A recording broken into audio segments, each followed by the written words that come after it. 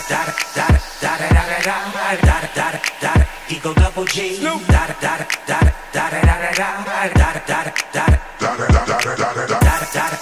จากไหนก็ต้องขอกราบสวัสดีท่านผู้ชมยินดีต้อนรับเข้าสู่ Advancing Channel กับเล็กคนเก่าคนเดิมเนาะ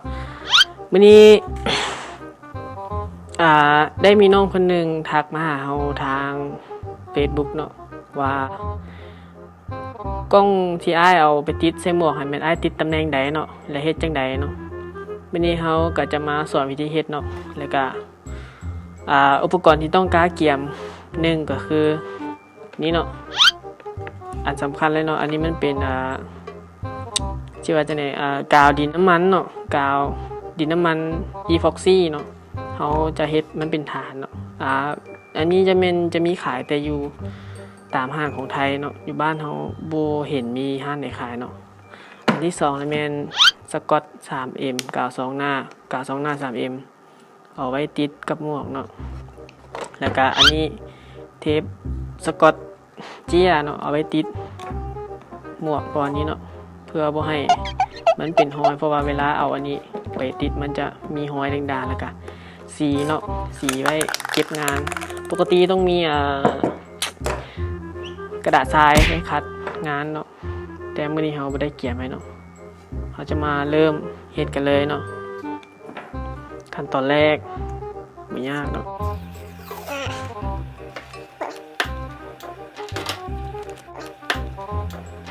ติดสกอตเจียใส่บอลที่เขาจะปั้นดินใส่เนาะบังใบบ่ให้มันเปื้อนสี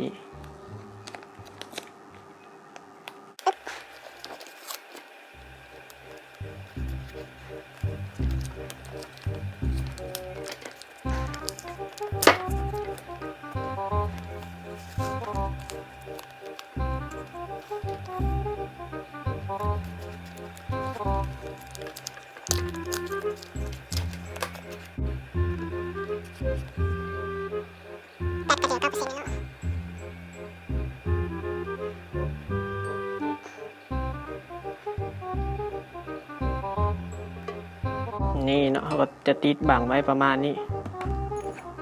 เนาะบังไว้เวลาเอาดินมันมาแปะแล้วมันจะหมวกสีเปื้อนสีเนาะอุปกรณ์เพิ่มเติมอันนี้มันจะมานำกล้องบางรุ่นเนาะอันนี้มันจะได้ซื้อแยกต่างหากเนาะอันนี้มันมานำกล้องอยู่แล้วเขาจะมาปั้นดินน้ำมันให้เป็นรูปฐานเลยเนาะเขาจะใส่เพียงแต่ครึ่งนึงก็พอละแล้วแต่บางหมวกเนาะบางหมวกมันกับรูปหางบ่คือกันอาจจะใส่หน่อยใส่หลายกันแล้วแต่หมวกเงี้ยตัดครึ่งเลยสิบมันจะบินลูกกาวนี่กินสุดยอด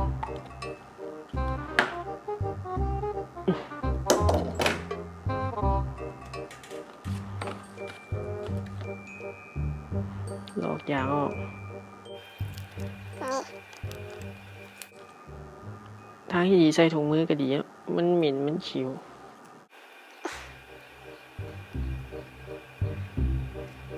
ดีอยู่บีบมันเข้ากัน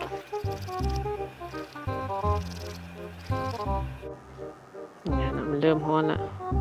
เห็นบ่มันจะติดมือเท้าบ่สกอตเจียติดค้างหมวกไว้ละ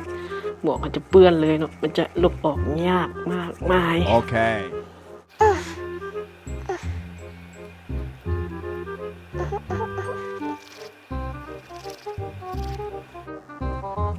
เนาะจะปั้นเป็นมูลเอาอันนี้ใส่กับ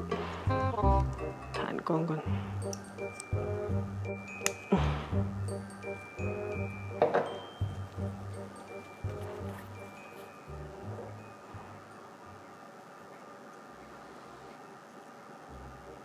ให้เป็นรูป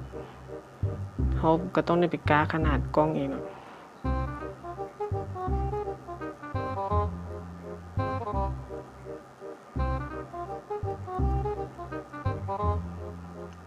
ขั้นตอนนี้ต้องเล็งดีเนาะขั้นตอนนี้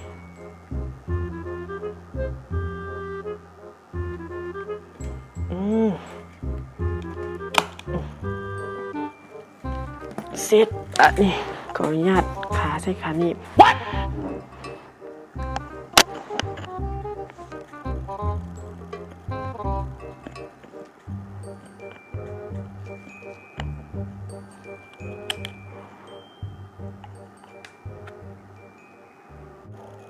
กาให้ดีๆเนาะให้มันซื่อเนาะ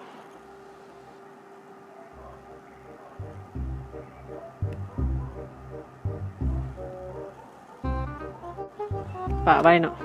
ประมาณ5 นาทีแล้วเราค่อยมาแกะออก A few moments later. เนาะเอามาต่อกันเลยฐานออกมานี่เนาะจะเป็นตามล็อกนี่ต้องได้ตัดม้วนนี้ออกเนาะเดี๋ยวได้เนาะ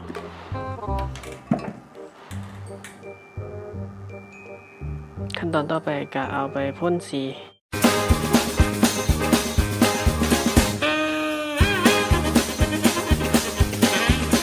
หลังจากเขาได้ไปเฮ็ดสีมาแล้ว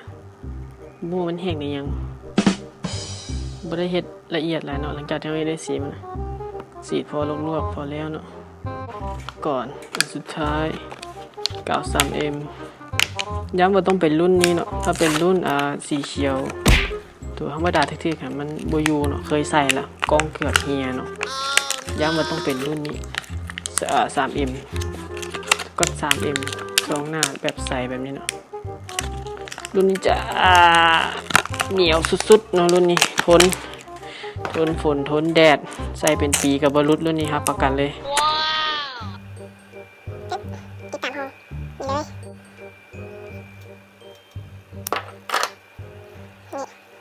อีกสั้นนึงที่เต็มๆแล้วก็อยู่นั่นตึ๊บเก็บ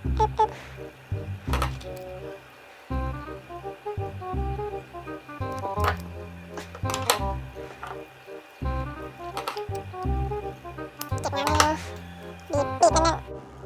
ขั้นตอนการติดต้องเล็งให้ดีๆ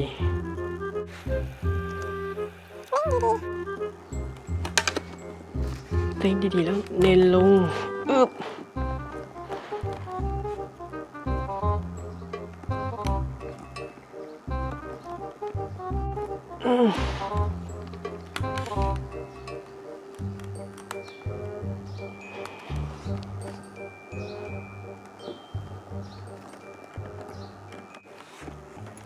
นี่แล้วเนาะบัวได้ยากเนาะฐานกล้องติดหมวกนี่ใส่กาแบบนี้อยู่บัวมีเฮียรับประกันโอเคการเฮ็ดฐานติดกล้องใส่หมวกอยู่บนคางก็ได้เรียบร้อยไปแล้วถ้าผู้ใดสนใจอยากเฮ็ดกะฮับเฮ็ดเนาะราคา50,000 กีบเนาะอุปกรณ์บ่ต้องมีหยังขอแต่ว่ามีแต่ฐานกับเมาส์นี้มาแล้วก็พอแล้วนั้นแม่นจะเฮ็ดให้เนาะจะเฮ็ดให้ละเอียดก่อนตัวนี้เนาะตัวนี้ก็เฮ็ดใส่หมวกตัวเองก็เลยเฮ็ดแบบเร่งๆด่วนๆเนี่ยฟ้าวเนี่ยเนาะสนใจก็ถ้าเข้ามาได้เนาะฮับเฮ็ดเนาะราคา50,000 กีบหรือว่าอยากไปเฮ็ดเองก็ซื้ออุปกรณ์ตามนี้แล้วก็ลองไปเฮ็ดเองเบิ่งก็ได้เนาะถ้าผู้ใดมาคลิปนี้ก็ฝากกดไลค์กดติดตามให้เนาะเพื่อเป็นกำลังใจเล็กน้อยเนาะในการเฮ็ดคลิปเนาะมื้อนี้Everythingก็ขอลาไปก่อนเนาะ